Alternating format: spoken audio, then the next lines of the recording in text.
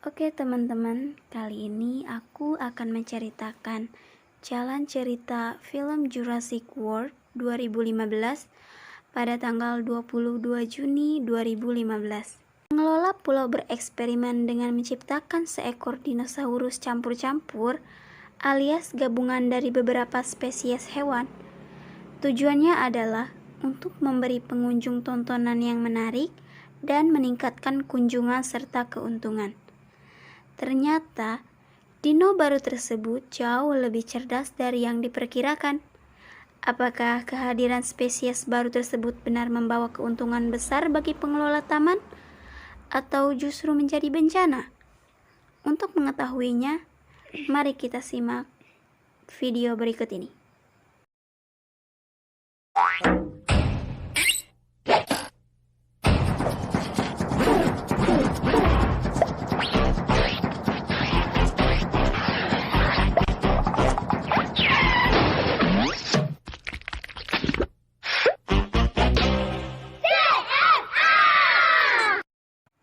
Adegan film dimulai dari kakak beradik yang berlibur ke pulau bernama Jurassic World. Kakak beradik tersebut memiliki tante yang bernama Claire. Dia merupakan salah satu pengurus pulau. Tampilannya mirip orang kantoran, rapi. Sebelum berangkat, orang tua dari anak-anak sudah meminta agar Claire bisa menjaga kedua anak tersebut. Namun, karena tantenya sibuk, maka dia menyuruh asistennya untuk menjaga. Di sisi lain dari pulau, pemilik Jurassic World bersama dengan tantenya anak-anak Claire sedang memantau dinosaurus yang baru saja diciptakan oleh ilmuwan. Dino tersebut dinamakan Indominus Rex yang merupakan campuran dari gen beberapa jenis hewan. Indominus Rex didesain agar memiliki lebih banyak gigi, lebih besar dan lebih buas. Intinya lebih sangar lah. Tujuannya adalah agar pengunjung tidak bosan melihat dino yang itu-itu saja. Saat sang pemilik pulau melihat kandang si dino baru, dia bilang ke Claire, "Kayaknya kamu perlu panggil si Owen deh, sang jagoan pria."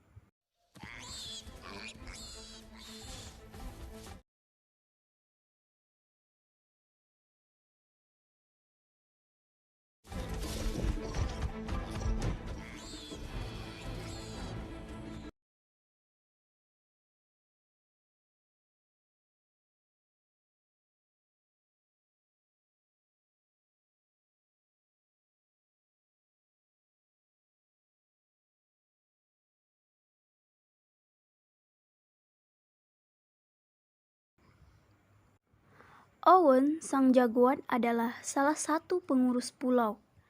Tampilannya kasar dan kotor, khas orang lapangan. Dia bertugas menjaga kandang Velociraptor. Selain itu, dia juga melatih dino-dino tersebut agar bisa merespon perintah seperti layaknya seekor anjing. Melihat keberhasilan Owen melatih raptor, Hoskins atau Kepala Keamanan Independen Pulau menyarankan Owen agar dapat menggunakan dinosaurus tersebut untuk keperluan perang. Namun, gagasan tersebut ditolak mentah-mentah.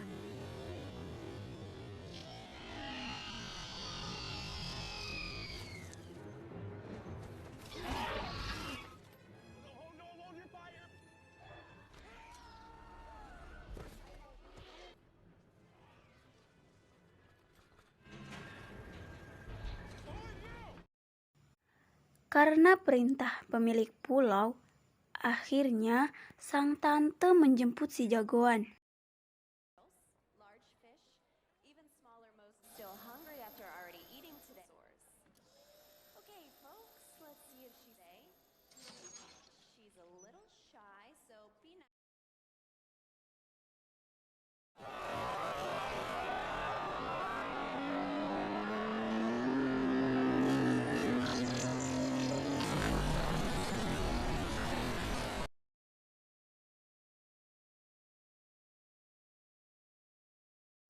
lalu melihat-lihat kandang Indominus Rex, disingkat I-Rex. Kok kayak nama obat kuat ya? Disinilah masalah mulai muncul. Kandang tersebut memiliki sensor inframerah pendeteksi panas. Namun, saat dicoba mencari si dino, monster tersebut tidak bisa ditemukan. Setelah diperhatikan, ada bekas cakaran di tembok kandang sehingga dugaan sementara adalah Indominus Rex berhasil kabur dengan cara melompati pagar.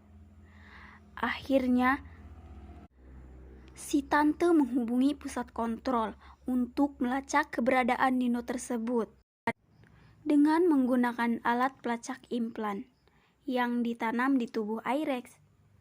Sementara itu, si jagoan bersama-sama dengan pekerja masuk ke kandang untuk memeriksa bekas cakaran di tembok.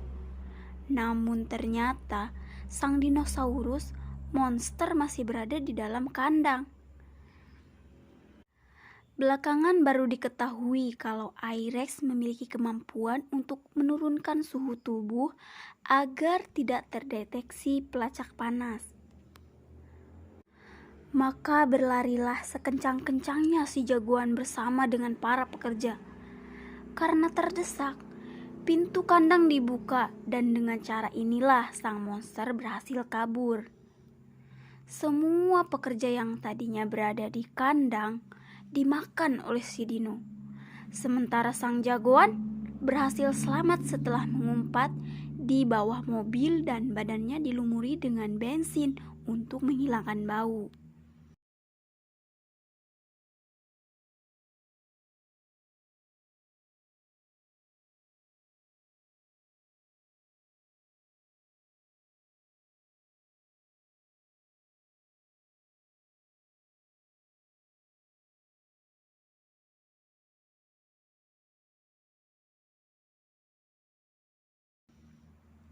Sang tante pergi ke pusat kontrol pulau untuk melacak keberadaan Indominus Rex yang berhasil kabur dan sesegera mungkin melakukan tindakan pencegahan.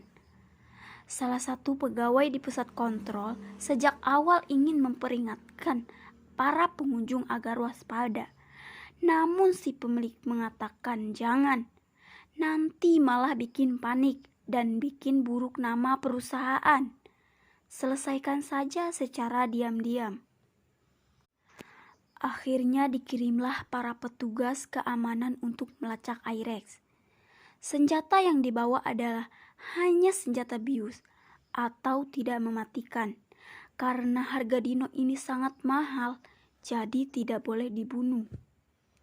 Saat pencarian berlangsung, ditemukan hal yang mengejutkan. Ternyata alat pelacak yang ada di dalam tubuh I-Rex sudah berada di luar.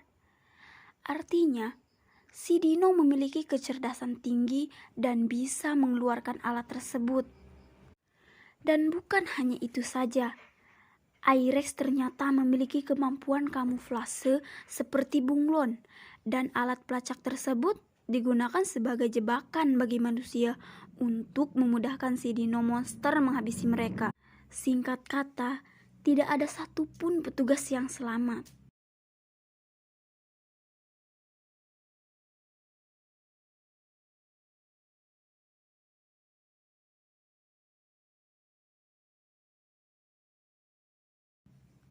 Karena kejadian tersebut, pengelola pulau akhirnya meminta para pengunjung untuk meninggalkan wahana dan pergi ke tempat berkumpul dengan alasan ada kesalahan teknis. Sementara itu, sang kakak beradik sedang asyik mengendarai kendaraan yang berbentuk seperti bola kristal dan berjalan-jalan di area dinosaurus herbivora. Sebenarnya kendaraan tersebut sudah memberi informasi peringatan agar segera kembali ke anjungan atau menghentikan kegiatan. Namun, karena nakal mereka cuek aja dan malah pergi ke daerah yang lebih jauh lagi. Disinilah mereka bertemu dengan I-Rex.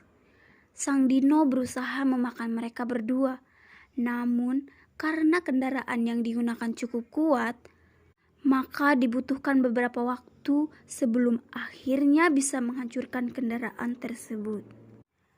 Dalam rentang waktu tersebut, sang kakak beradik berhasil lolos dari kejaran I-Rex.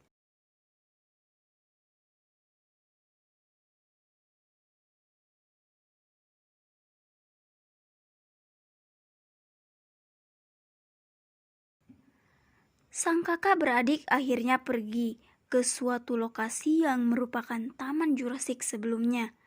Di lokasi tersebut, mereka menemukan sebuah mobil tua lalu berusaha memperbaikinya. Dengan menggunakan mobil tersebut, mereka berhasil kembali ke pusat pulau. Sedangkan si tante dan si jagoan yang mengikuti jejak anak-anak menemukan bahwa mereka telah lebih dulu pergi menggunakan mobil. Kembali di pusat kontrol, sang pemilik pulau akhirnya memutuskan untuk membunuh I-Rex. Lalu dengan menggunakan helikopter dan senjata mematikan, dia menembaki I-Rex. Karena dinosaurus tersebut pintar, dia menghancurkan kandang dinosaurus terbang atau semacam pterodaktil. Sehingga mereka bisa kabur dan dino terbang tersebut menyerang helikopter dan membuatnya jatuh. Para dinosaurus terbang lalu pergi ke pusat pulau dan mulai menyerang para pengunjung. Disinilah akhirnya si tante berhasil bertemu dengan keponakannya. Saat kondisi pulau kacau, tiba-tiba Hoskin atau tokoh antagonis mengambil alih pusat kendali dan memerintahkan untuk menggunakan Velociraptor yang sudah dilatih Owen sang jagoan untuk memburu dan membunuh Indominus Rex. Sang jagoan tidak menyetujuinya, namun Hoskin mengatakan rencana tersebut akan dijalankan dengan atau tanpa dirinya. Karena si jagoan merasa dekat dengan dino didikannya, maka akhirnya mau tidak mau dia menyetujuinya. Perburuan pun dimulai. Si tante sang jagoan dan anak-anak pergi ke kandang raptor. 3 ekor Velociraptor disuguhi bau tubuh I-Rex agar bisa melancaknya. Setelah itu, raptor dilepaskan dan diikuti oleh si jagoan dan tentara yang bersenjatakan lengkap. Sedangkan si tante dan anak-anak menunggu di belakang. Akhirnya I-Rex ditemukan. Namun apa yang terjadi? Bukannya diserang, si I-Rex malah berkomunikasi dengan para raptor. Ternyata si dino monster ada campuran gen raptornya. Maka wajar dia bisa komunikasi. Velociraptor pun beralih pihak dan mulai menyerang para tentara habis-habisan. Banyak yang mati, namun ada yang berhasil kabur, termasuk sang jagoan. Karena gagal, si tante, anak-anak dan jagoan kembali ke pusat pulau dan berusaha ke tempat aman. Setelah sampai, ternyata mereka kembali bertemu dengan 3 ekor raptor didikan sang jagoan. Raptor-raptor tersebut ingin menyerang mereka, namun ragu-ragu. Si jagoan berusaha berkomunikasi dengan salah satu raptor yang paling dekat dengan dirinya, yang bernama Blue. Si jagoan meletakkan senjatanya, lalu secara perlahan mendekati Blue dan melepas tali pengekang di kepalanya. Tiba-tiba, I-Rex berada di dekat situ. Dia ingin memakan mereka, namun para raptor berusaha melindungi sang jagoan dan dimulailah pertempuran antara raptor vs Indominus Rex. Karena perbedaan badan yang cukup jauh, para raptor kalah satu persatu dan kembali mengincar si tante, jagoan, dan anak-anak. Sang adik memiliki ide untuk melawan monster haruslah dengan monster. yang memiliki gigi banyak. Si tante menangkap Aide dari keponakannya dan dengan keberanian besar, nekat lebih tepat, dia membuka kandang Tyrannosaurus Rex, ya atau T-Rex, dan menggiringnya untuk bertemu dengan I-Rex. Kedua binatang raksasa buas tersebut akhirnya bertemu. Pertarungan I-Rex vs T-Rex pun dimulai. Keduanya memiliki ukuran yang hampir sama besar, namun I-Rex memiliki kelebihan tangan yang lebih besar dan juga lebih cerdik. Saat T-Rex tampak hampir kalah dan ingin dihancurkan oleh I-Rex, tiba-tiba datanglah salah satu raptor kesayangan sang jagoan, yaitu si Blue, dan membantu mengalihkan perhatian I-Rex. Maka dimulailah babak baru T-Rex vs Blue vs I-Rex.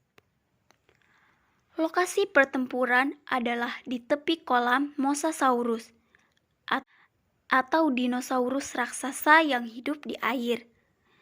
Karena kelincahan Blue dan kekuatan T-Rex, akhirnya sang Indominus Rex mulai kalah dan terpojok di tepi kolam. Tiba-tiba dari arah belakang muncul Mosasaurus yang langsung menerkam si I-Rex dan menyeretnya ke dalam kolam. Disinilah mulai pertempuran antara Mosasaurus vs Indominus Rex. Nope. Mereka bukan lawan sebanding karena Mosasaurus ukurannya jauh lebih besar dan I-Rex pun bukan hewan yang hidup di air. Andai saja ada gen Mosasaurus di I-Rex, mungkin filmnya masih lanjut. Setelah adegan tersebut, T-Rex dan Blue bertatap-tatapan. Bisanya mereka tidak akur dan berkelahi. Namun, mungkin karena sudah lelah, keduanya pun berpisah ke arah yang berlawanan. Film ini ditutup dengan adegan para pengunjung yang akhirnya berhasil dievakuasi, dan juga kedua kakak beradik tersebut akhirnya berhasil bertemu dengan kedua orang tuanya. Bagaimana dengan si jagoan dan si tante? Seperti yang bisa ditebak, akhirnya mereka bisa bersama kembali. Oke teman-teman, apakah kamu sudah nonton filmnya? Ada pendapat atau komentar? Bisa diisi di kolom di bawah. Terima kasih.